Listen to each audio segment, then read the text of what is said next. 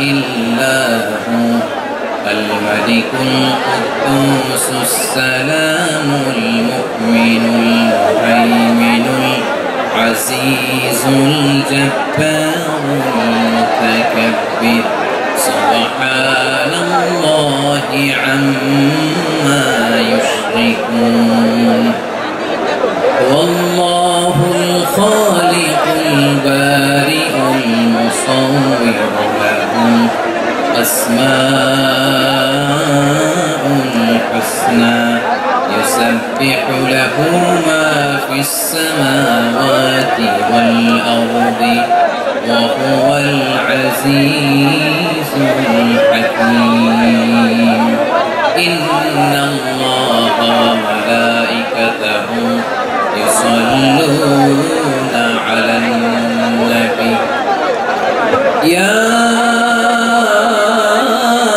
أيها الذين آمنوا صلوا عليه وسلموا تسليما اللهم صل على محمد وعلى آل محمد كما صليت على إبراهيم وعلى آل إبراهيم إنك حميد مجيد اللهم بارك على محمد وعلى آل محمد كما باركت على إبراهيم وعلى آل إبراهيم إنك حميد مجيد সকল প্রশংসার মালিককে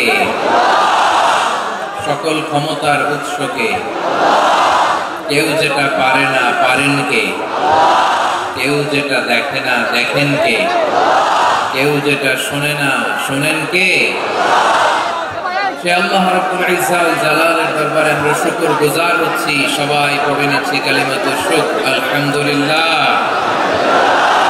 প্রিয় বারোয়াখালীবাসী গলা ছেড়ে দিয়ে আওয়াজ করে পড়ুন রব্বানা লাকাল হামদ হামদান কাসীরান তাইয়িবান মুবারাকান ফি ইয়া রাব্বি লাকাল হামদু কামা ইয়ানবাগি লিজালালি ওয়াজহিকা ওয়া আযীমি সুলতানিকা لك الحمد بالإيمان لك الحمد بالإسلام لك الحمد بالقرآن আল্লাহ রাব্বুল ইজ্জা ওয়াল জালালের দরবারে শুকরিয়া জ্ঞাপনের পরপরই আমি আজকের এই ঐতিহাসিক বারোয়াখালী তাফসীর মাহফিল ময়দানে আয়োজিত আজকের বারোয়াখালী তাফসীর মাহফিল পরিচালনা কমিটিকে অন্তরের অন্তঃস্থল থেকে ধন্যবাদ জানাতে চাই যে ওনারা আমার ঢাকা বিভাগের প্রোগ্রামকে হোস্ট করেছেন আলহামদুলিল্লাহ আমি নবাবগঞ্জবাসীকে অন্তরের অন্তঃস্থল থেকে শুকরিয়া জানাই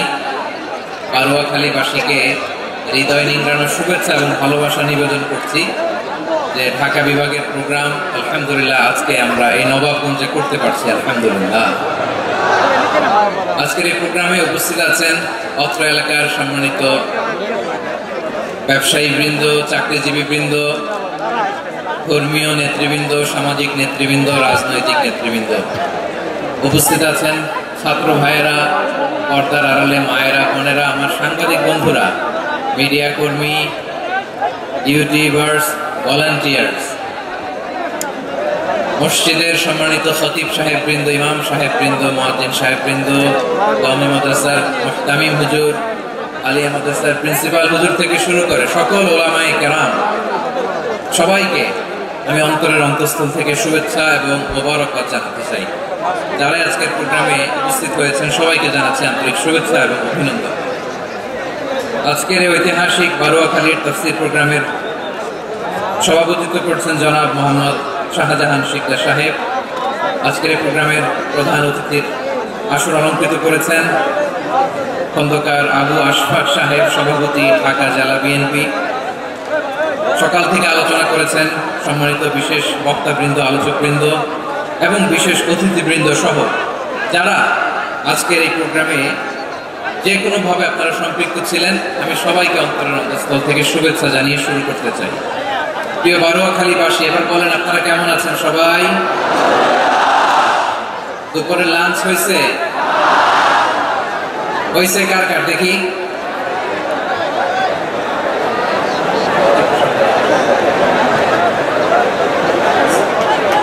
লাঞ্চ হয়েছে কার কার? হ্যাঁ হ্যাঁ। আর লাঞ্চ হয় নাই কার কার দেখি? আল্লাহ এই ভালোবাসাগুলোকে তুমি কবুল করো। আমার ভাইদেরকে তুমি ইসলামের জন্য কবুল করো। এই যে তরুণ শ্রোতারা, জেন জি অফ নবাবগঞ্জ, একটা সময় ছিল 50 ঊর্ধ্ব 60 ঊর্ধ্ব মুরব্বী বাবাজিরা মাহফিলে আসতেন, ওনারা এখনো আসেন, কিন্তু এখন 90% শ্রোতা হচ্ছে Gen Z, the young generation, the future heroes and icon of Bangladesh. তোমাদের হাতেই বাংলাদেশ নিরাপদ। আমরা দেখেছি যত জুলুম, যত ফ্যাসিবাদ, যত অন্যায়, যত অত্যাচার, সব কিছুকে তোমরা তুমড়ে মুচড়ে সত্যের পয়গামকে 56,000 বাংলাদেশের প্রতিটি ইঞ্চি মাটিতে ছড়িয়ে দিয়েছো তোমরা। তো তোমাদের হাতে নিরাপদ এদেশের লাল সবুজের পতাকা। এজন্য তোমাদের কাঁধে অনেক দায়িত্ব, আবেগ আর বিবেকের সমন্বয়ে আমাদেরকে সামনে আগাতে হবে। বাংলাদেশকে রিবিল্ড করতে হবে। লেটস রিবিল্ড আওয়ার নেশন, ঠিক কিনা বলেন? এজন্য পরিশ্রমী হইতে হবে, ক্যারিয়ার গঠন করতে হবে, দেশের জন্য কাজ করতে হবে। পরিশ্রমে লজ্জা নেই, লজ্জা অলসতা, ঠিক কিনা? পরিশ্রম করলে যে গা থেকে ঘাম ঝরে, এখানে যে লোনা পানি ঝরে, এই লোনা পানিতে জন্মায় সফলতার বীজ। আমার বারোয়াখালীর যুবক শ্রেণী, যুবক ভাইরা, পরিশ্রমী হইতে হবে। ফ্যামিলির জন্য, নিজের জন্য, দেশের জন্য আমাদের কাজ করতে হবে। রাজি আছি তো সবাই? আল্লাহ সবাইকে কবুল করুক, আমরা পড়ি আমিন। প্রিয় ভাইরা, আমাদের সময় খুব কম, কথা অনেক বেশি। অনেকে আপনারা দুপুরে খাবারও খেতে পারেননি, অনেকে গতকাল চলে আসছেন। গতকাল আসছেন কারা কারা দেখি? ইয়া সালাম। গতকাল যারা আসছে সব সামনের জায়গা প্যাক করে রাখছে একেবারে। মাশাআল্লাহ, মাশাআল্লাহ, আল্লাহ কবুল করো তুমি। প্রিয় ভাইরা, আজকের প্রোগ্রামটি খুবই সুশৃঙ্খল, ওয়েল অর্গানাইজড, ওয়েল ডিসিপ্লিন। বসুন বসুন, থামুন, কিছুই ভালো লাগতেছে না আমার। আলহামদুলিল্লাহ, আলহামদুলিল্লাহ। আপনারা যে যেখানে আছেন বসতে পেরেছেন বসুন, দাঁড়িয়ে আছেন দাঁড়িয়ে শুনুন। আমার সাউন্ড ঠিকঠাক মতো শুনতে পাচ্ছেন তো? হ্যাঁ, পাচ্ছেন? মাশাআল্লাহ, মাশাআল্লাহ। সাউন্ডটা খুব একটা ক্লিন মনে হচ্ছে না, ক্লিন না, কেমন যেন দুইবার আওয়াজ শুনতেছি আমি। সাউন্ডটাকে একটু স্ট্রং এবং ক্লিন করে দেওয়ার চেষ্টা করবেন মাইক অপারেটর ভাই যিনি আছেন। তাহলে আমরা কিছু কথা কোরআন থেকে পেশ করবার চেষ্টা করবো ইনশাআল্লাহ। প্রিয় ভাইরা, এখন আপনারা যেমনি চুপচাপ, শেষ পর্যন্ত চুপচাপ থাকবেন তো? হ্যাঁ, আমি ওঠার আগে কে কে উঠবেন? হাত তোলেন দেখি।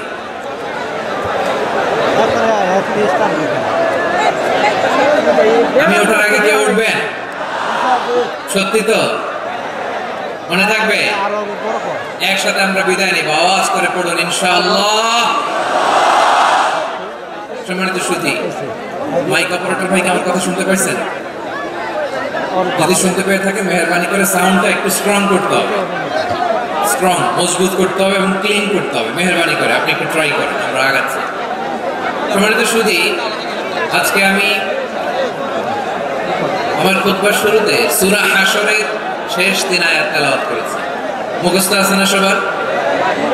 বাংলাদেশে ফজরের নামাজে প্রত্যেক মসজিদে যখন তাসবিহ পড়ে, ইমাম সাহেব এটা তালিম দেয় না, তালকিন দেয় না?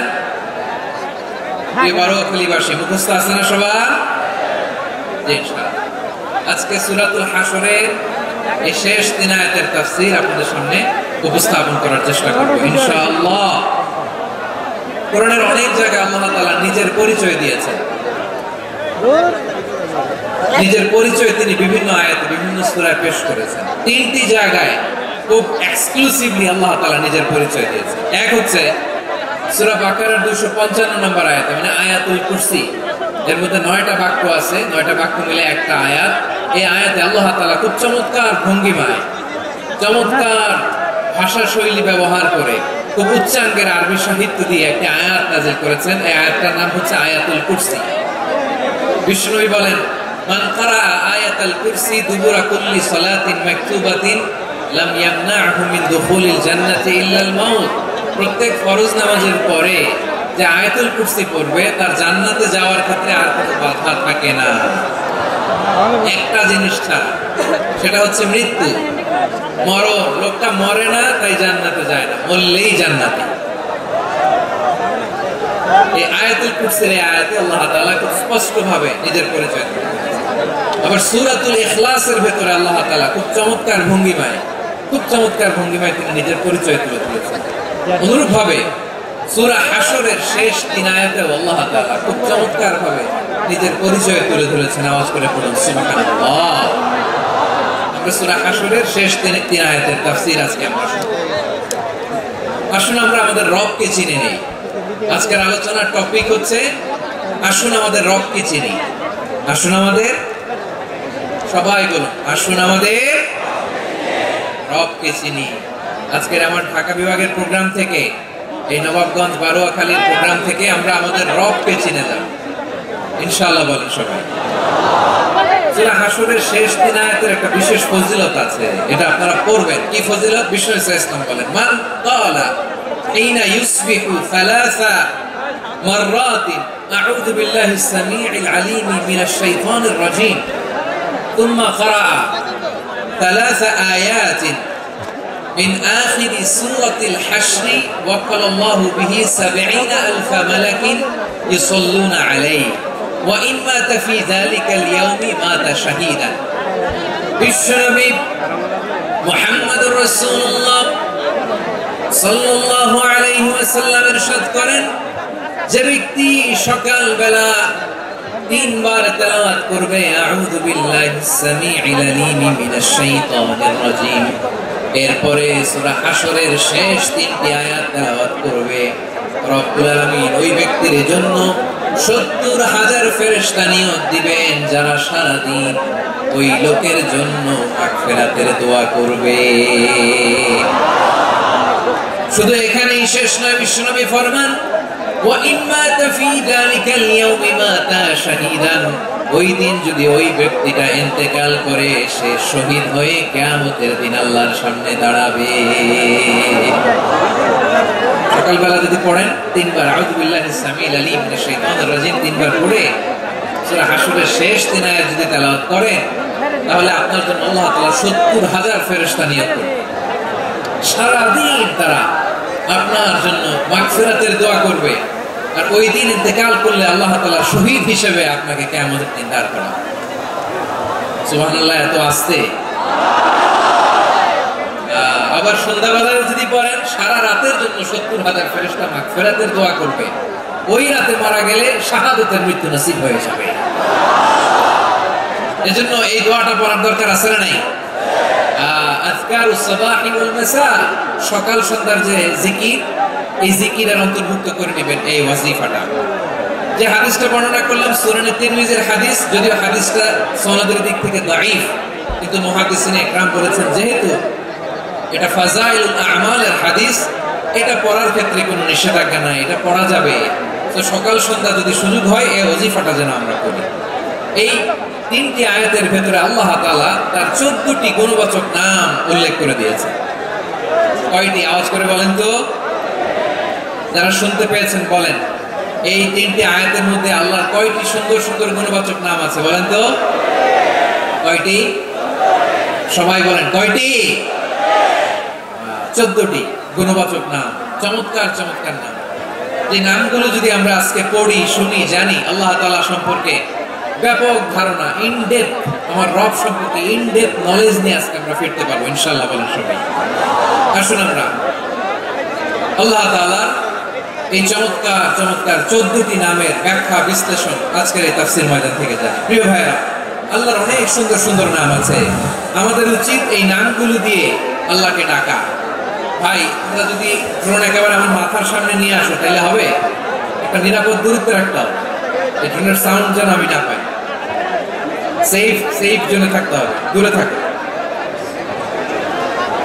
সম্মানিত ভাইয়েরা, আল্লাহ তাআলার চমৎকার অনেক নাম আছে যেগুলো আল্লাহ তাআলা কোরআনে উল্লেখ করেছে। আল্লাহর আসল নাম হচ্ছে আল্লাহ। আসল নাম কি? সবাই বলুন, আসল নাম কি? কি মাঝখানে কি সমস্যা? এই ভাই যদি না দাঁড়ায়, ওই যে মহিলা প্যান্ডেলের বোনরা তো দেখবে না। ভাই আপনি একটু বসেন, মাঝে মাঝে একটু দাঁড়াবেন। ঠিক আছে, ঠিক আছে, হ্যাঁ হয়েছে। আল্লাহ তাআলার আসল নাম হচ্ছে আল্লাহ। আওয়াজ করে আল্লাহর একটা ডাক দেন, বলেন আল্লাহ। মন থেকে, হৃদয়ের গহীন থেকে, হৃদয় নিংড়ানো মনের সবটুকু ভালোবাসাকে উজাড় করে দিয়ে আল্লাহর নামটা জপেন তো, পড়েন তো আল্লাহ। কেমন লাগে? ভালো লাগে? এর চেয়ে সুন্দর মধুমাখা নাম, জাদুমাখা নাম আর আছে? দু একজন বলছে নাই। আওয়াজ করে বলেন, এর চেয়ে সুন্দর নাম আর আছে? আল্লাহ নাম যতই জপি ততই মধুর লাগে, নামে এত জাদু থাকে কে জানি তো আগে। আল্লাহ নাম যতই জপি, ও নাম জপে